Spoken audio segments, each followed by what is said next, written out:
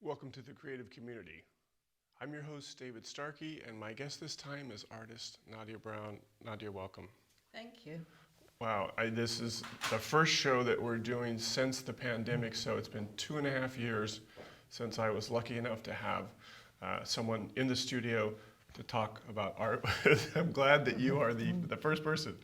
I'm so happy to be here. Yeah. Yes, thank you. Well, we have a lot of your really bright, beautiful images to look at today. So I'm going to spend the bulk of our time looking at the pictures and having you talk about them. But first of all, I'd just like to get a little sense of your background as an artist. So how did you get started? Well, I always painted, even when I was very young. And, you know, in high school, I loved art as opposed to going out into the hockey field. And then I went to art school in England. And then I came to America, and to cut a long story short, I went back and did my MFA in art in Athens, Ohio, and then I continued making art for the rest of my life. I taught in various colleges and universities, and I'm still making art. Yeah, that's great. I mean, you taught for quite a long time at Allen Hancock. Yes, I taught for between 15 and 20 years, mostly painting courses. Right. Yes. And was that something that enriched your art, or did you find it kind of draining to always be kind of giving? No, I loved it. But we lived further north, and of course Allen Hancock is in Santa Maria, and when we moved down here, when my husband Chris Buckley retired, he wanted to come back here, and the commute got to be, you know, a bit too much. Right. So when I think when I turned 72, I decided to call it quits and go to some classes instead down at City College. I think you can totally call it quits at 72. You've been well, I was hoping for 75, but then I thought, you know what, I can now just make art. Yeah. And, you know, I've taught on and off since, I guess, my 20s. Right. So, yeah. Well, you know, I recently retired from Santa Barbara City College, and you sometimes wonder, well, we're artists, we want to, I mean, in my case, it's poetry and fiction. Right. You really want to jump in and do it. Have you found that extra time has really inspired you to make more paintings? Well, I mostly paint at home. It's a bit more solitary, but I'm doing a printmaking course now with Sue Zimmerman, because there's equipment down there, you know, and you learn various complicated processes and techniques and stuff like that. So it's good for the brain, and so, you know, now I'm doing printmaking and painting. Although I did a lot of printmaking in graduate school, but my life was so mobile that I couldn't cart a printing press around me everywhere. Right. So I've mostly painted, you know, in various media. So watercolor, acrylic, and mostly oil painting oil, now. And that's mostly what we're going to see today. Right, yes. Pretty much all, I think all oil paintings. I stuck with that not to complicate the issue too much. Well, let's jump in and look at your paintings, and we'll let viewers take a look too. So the first one is called Mosaic. Yeah, this is an early one in 1981, believe it or not, but I put it there because it sort of marks a period where I started to really layer images up, one floating in front of another image, or the image around the edge appearing to come forward. And also, when I was young, I lived in Italy for a while. So this is a mosaic here of a face, I believe, of a boxer. Mm-hmm. And I did a whole series of paintings when I was up in New Jersey and New York on using various, you know, well-known people. And I did a lot of flying between here and England. And so all the aerial views sort of really impressed me, and so somehow the aerial views with the mosaics are all, you know, mixing in together. Yeah, that's great. And I mean, we're going to see also your sort of fabulous use of colors. So What's this one? Another early piece, right? Yeah, this is another early piece when I moved away from the Northeast down to a job in university in a small town in Kentucky, Murray State University. And here I kind of superimposed these sort of bird-like shapes in front of all these high-rises in New York, you know, the geometric and the more organic. And I called it Lexington Winter. And I did a whole, both of these paintings, and pretty much all of the paintings I'm going to show are parts of series. And this is the closest I've come to non-figurative work. Most of my work is figurative, but a series of them have a lot of pattern in them, repetitive shapes. I want to ask you for a moment about series. I mean, why is that so important to I mean, you know, you get going on something. What is it about the series? Well, I get an idea, and then it leads to another idea that's similar, and then another one, and I work on it till I kind of have worn it out. Essentially, usually it's something like about 10 or 12, unless the idea doesn't work, and then you sort of dump it straight away. But I don't know who it was. Some artist said that most visual artists just have one idea and they keep working on it, you know, all their life and change it, which doesn't mean that you turn out the same old thing over and over. But hopefully an idea evolves. And this last one was very large. It was 4 feet by 6 feet, and somebody in Philadelphia owns it now. But the first one was only 11 by 14 inches. So I did jump in scale. Sometimes a big jump in scale really gives you a new perspective on whatever you're working on, you know. That makes sense. Let's go back and we've got, I think, one more from a good while ago, 1990. Yeah, this is called Fragments Statues, number 2. I did a series of these as well. And this is 4 foot by 6. It's hanging in somebody else's living room now. And here I'm starting to play more with really wild colours, and instead of one thing, just one image behind another, I'm starting to tip them sideways. And it was about, again, my living in Italy as a child, and there were various changes in my life, and I think this sort of symbolized all of that, you know. Right, yeah, and I hear or see kind of an echo of De Chirico, and later on, and I think maybe it's the next one. Yes. You know. Then, yes, I did start to do a series of paintings here. Now I'm living in California when I started doing this, and I'd started to do a series of paintings which were somewhat introspective about my childhood, my past, some on dreams. And again, I think I did about 12 or 15 of these. This is called My Father's Violin. My father played the violin, and I lost contact with him when I was quite young. So I've done a series of paintings about that. And when I look at that too, I mean, we've got those images of looks like Rapunzel letting down her hair on top of the violin. So she's kind of waiting for someone to arrive.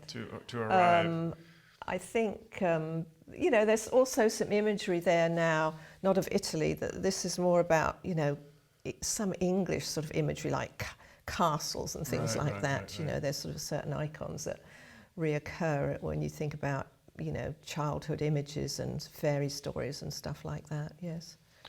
Let's take a look at the next one, which is called Constellations.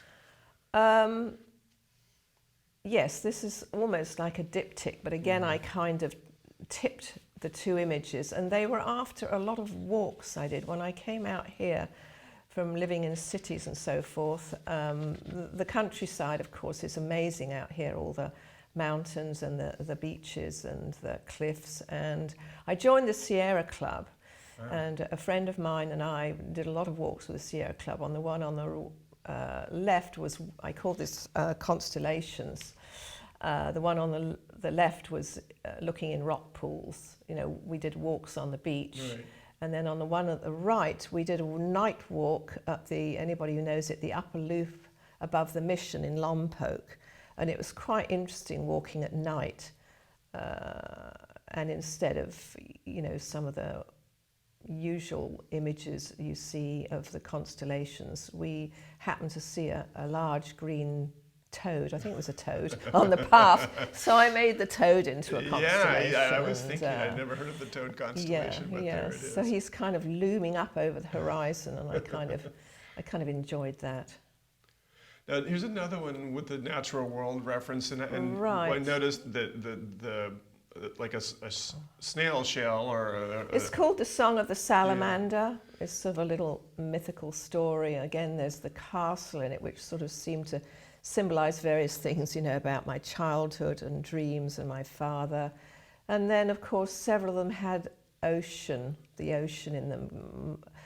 A friend of mine had access to the Air Force beaches up around Lompoc, and there's nobody there. They're absolutely pristine and empty. And we used to sit on these rocks, so the waves practically broke over us. And so a number of paintings at this point sort of echo the thrill of being able to do that, you know. Right. There's a bit of female-male symbolism in a number of these. There is quite a lot of symbolism in some of these paintings, which people can make of what they wish, and some of it's, you know, a bit more obvious than others. You know, I read a number of, I did a fair bit of study on psychology and dreams and stuff like that, so that kind of factors into it all. No, that one we just saw there, you mentioned being outside and by the waves. You're not a plein air painter, though, right? You're not out there. No, I do some sketching, and I do quite a bit of photography, which I really enjoy. I tend to take photographs of things that maybe I can use, like a rock or a wave, although in this case I kind of made it up, actually. No, I don't do plein air painting. I find it a bit distracting, to be honest with you, although I have done with a couple of friends. We went out a couple of places and splashed around, you know. Well, let's go back to the next one. And as we do, this is Casa de Cultura. I would like to ask you about your palette, because you have these bright colors, and that seems thematically to run throughout your career. I do love colour. Yes, I do love colour. I'm just squeezing out, you know, a bright blue or a bright yellow or something, and it's quite exciting. I mean, I can't imagine a world without colour, you know, and I do pile a lot of stuff in. This was when I lived in Spain for a while. Okay. I've moved around a bit. My husband, Chris Buckley, who you know, he's a writer here. He and I moved to Spain for a year. He had a sabbatical, and we lived on the island of Menorca. Mm-hmm. And I absorbed a lot of the history, which is somewhat in the centre with the galleon, and we collected things, and we went to museums, and it's called Casa de Cultura.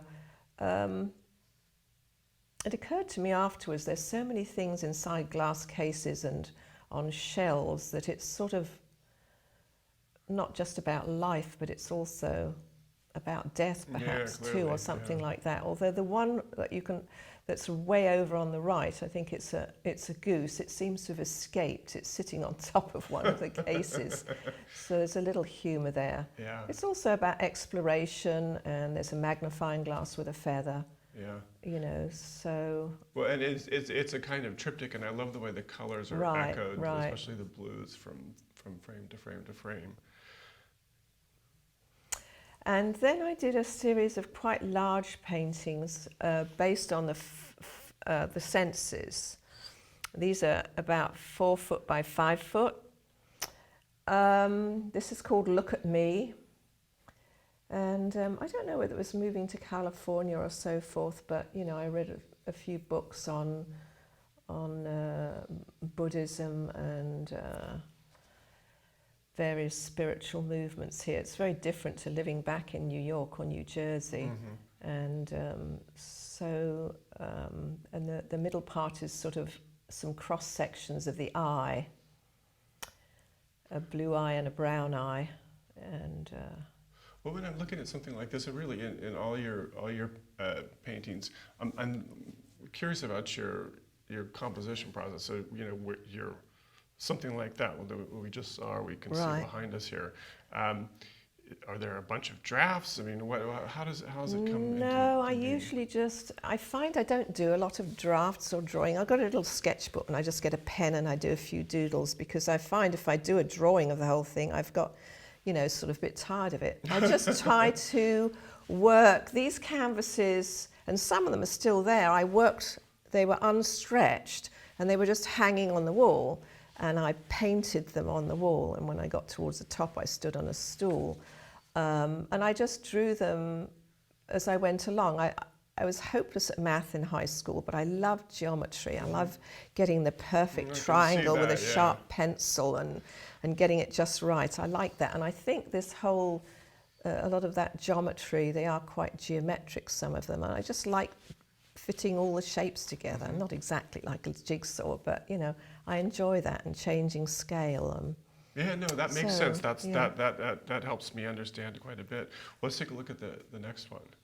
So this was based on the idea of taste. The last one was sight. This is taste. It was called The Taste of Freedom, which I think was pushing it a little bit. But it was after being at Halama.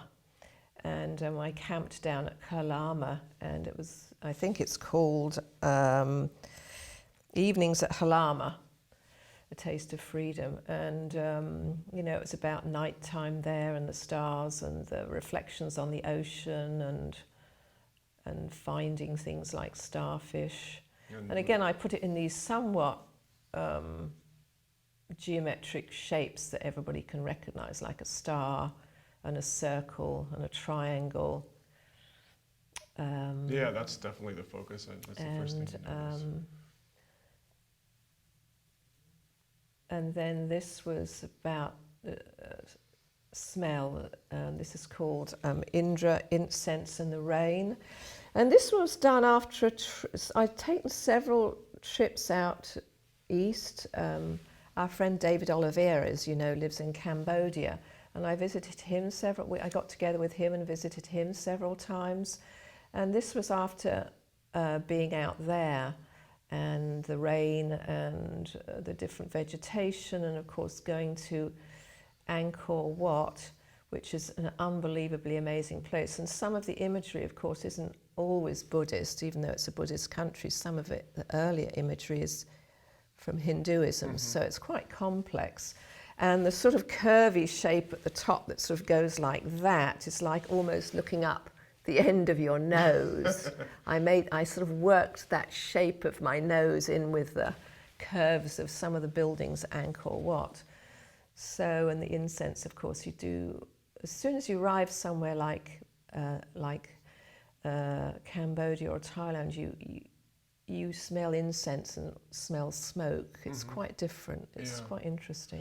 Well, I'm thinking too of the layering that you mentioned earlier, and that seems to be an important part of what you're doing. And also in a place like Cambodia, there's layer upon layer of history. Yes, it was stunning. I was just stunned. It makes your head spin. Right, it does, And a friend of mine once said, a friend I used to teach with back east, well, you have to learn what to leave out. Right. But I have not been able to learn that. I mean, I tend to think, what else can I put in? Right. And I don't know. That's not entirely true. I think you have a really good sense of selecting what to keep in and what to leave out. Oh, thank you. I hope so. Anyway. It would be a big cluttered thing. Right. Let's go on and take a look at the next image here. And then this is called Listen, This is Important. And of course it's about hearing, and the big shape in the middle is an image from the inside of the ear, which is very sculptural. It's a beautiful shape, and then round the edge are images of the ocean and shells, and a torn up letter that's got writing on it, in actual fact, little fragments of, I'm into those little fragments again, and you can actually read some of the little words on it. And again, yes, the geometry is important to to get it all to work together. As I said, these are quite large. These are all 5 foot by 6 foot. And they were quite a lot of work in that sense. This was hard to get it to work for some reason. It's not everybody's cup of tea. Some of these demand quite a lot of people in a way. But but I enjoyed doing them. And then this was the last one, which was the Sense of Touch. This is called Nights Over Gaviota. And when I lived north of here, I would drive down over the hill from one down towards Gaviota, and you'd see the ocean as you came later around the corner, and you'd see the night sky, and there are images of hands at the top and bottom, and this, again, some strange floating constellations of rabbits and dogs and Virgo and Yeah, you Corvus could the start crow your own and universe practically with all your new constellations. I liked the shapes in the middle. They came like from the Mercator projection of the Earth. When you put them all together, it makes the globe. They're like segments of oranges. So it was a nice geometric shape, you know. Yeah. Yeah. So I mean, when I look at this list of paintings we have, you know, you really are painting constantly. Do you ever have any artist block along the way? Not really, no. The problem is I have too many ideas and I don't always have the energy to do them all. I mean, the only time I don't work is if I go on a trip, because I can't really, you know, paint then, because I'm either with people, with friends or relatives, and you can't sit down and paint. You have to sort of converse with people, you know. I mean, now, you know, I do take days off to do other things, but I'm pretty disciplined. And my husband, Chris, he's pretty disciplined. He's a writer, so we work together well that way. We leave each other alone to get on with it, you know. Yeah, that's the perfect marriage, right? Yes, it is that way. For artists, yeah. Okay, let's go in here now. What are we looking at? This is a painting called Inductive Research. I started to get interested in things like microscopes and esoteric marine instruments, and for measuring the, you know, where you are relative to the stars, and telescopes. And I sort of did it after a visit to a friend in Texas who collected these plastic horses that she has up all around a sort of shelf, you know, above her dining room table. And then she's into environmentalism that we're all becoming more interested in. And she was sprouting these sweet potatoes, and it seemed like the horses were looking down at these sprouting sweet potatoes. And so I called it Inductive Research. I believe Inductive Research, if my memory serves very correctly, is that you come to a sort of general conclusion from what's in front of you, as opposed to deductive. Deductive is more of a definite conclusion, but this is a bit more open. Yeah, and then it's hard to imagine an artist working from a deductive perspective unless they're really programmatic. Yes. So it's kind of fun. I enjoyed that. I like that one.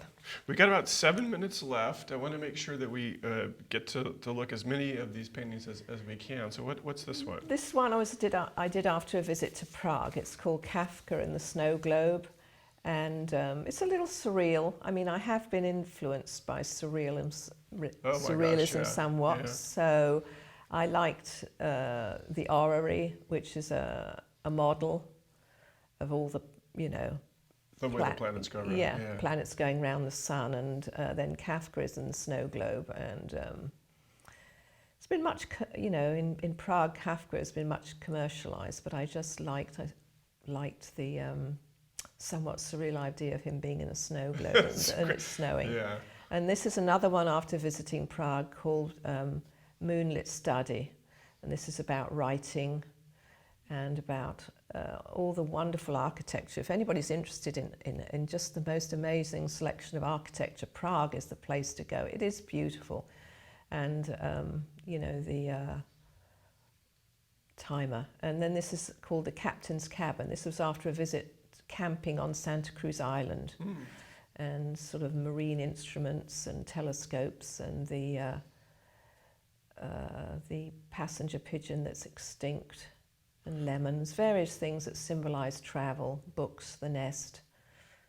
And you're out a lot. I mean, that's I so, it's am, yes, interesting when I look at your paintings. I didn't realize how frequently they seem to be triggered by an experience out yes. in I am the much, world. influenced by the environment around me. I mean, I've travelled a lot, and some of the changes are quite abrupt. From a Western from Western culture to an Eastern culture, or the changes are enormous. And sometimes I try to put these together. So where are we now? Let's take a look. Yeah. I think we have a painting of from when we lived in Spain. Okay. This is called the Villa in Menorca. It's a bit more of a straightforward image, although I did cobble several things together. The villa and the field and are all together, and then the cactus came from my neighborhood. Here, the chair was actually a chair I saw in Mexico, and the bowl of flowers was in my house. I mean, I don't always talk about where all these things come from, because I don't know if it might take the magic away or not. But absolutely not. I mean, I think to me that's more interesting to see the way that they're placed. Again, Right. like you said, it's about shape, and it's got your trademark vivid, bright colors. Love this one. This is after a visit to North Africa, and this is Marrakesh. I went there with Lynn Rollins, and all the piles of oranges and the mosaics and the camels and I think, who wrote that book, The Lying Stones of Marrakesh? Was that Stephen Jay Gould? Oh no. It's all about fake stuff for tourists. Well, we just have 3 minutes left. Okay. So I You wonder can if just you go look through down. the pictures, and we can just. And then this was Minuteman Beach in Lompoc, Finds and Treasures. This is the artist's studio with a view of Tenochtitlan after going to Mexico. And then this is the last group of paintings I did, called Missing Among the Stars, where I started to get interested in extinctions and the environment.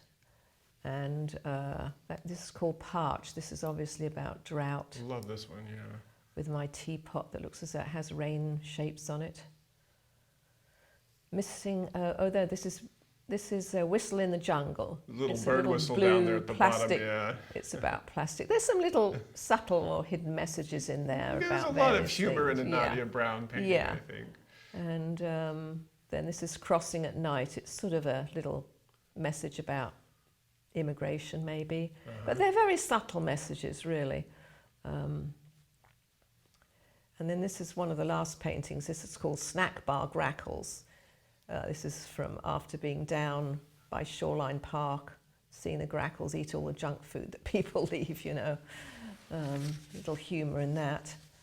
And I think this is the last one I did. I did it Giants of the after River. being in England. It's called Giants of the River. It was so, when you go to England, everything is so green and rainy after being here, And so I've just responded to the green. I think right now we're all so focused on lack of rain and drought and what's happening to the environment in general that I'm starting to notice these things more, And that's going to be the note that we'll have to end on. Nadya, it's been a real Okay, pleasure. great. Thank you so much Thank you. for being here. Yeah, it was great fun.